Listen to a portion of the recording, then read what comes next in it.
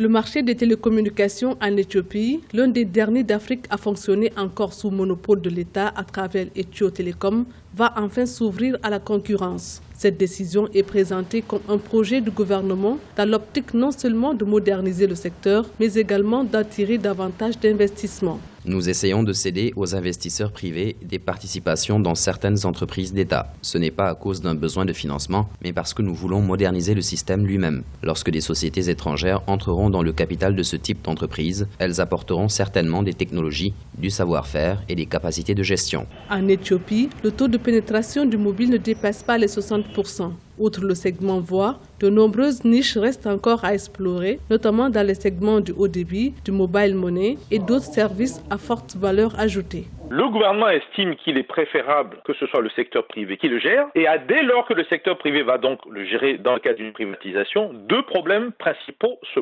posent. Un, à combien ils vont céder ce télécom au secteur privé? Et enfin, quand ça va faire des profits maintenant, la fixation des prix risque de complètement échapper au gouvernement. La vraie question, est-ce que ça va profiter réellement aux populations, notamment en termes de baisse des prix continue? L'économie éthiopienne est l'une des plus dynamiques d'Afrique, mais sa croissance a été principalement tirée jusqu'ici par les investissements publics dans les infrastructures. Une donne que veut changer le gouvernement en adoptant une loi portant libéralisation du secteur des télécommunications qui vise à rendre le pays plus attractif pour les investisseurs.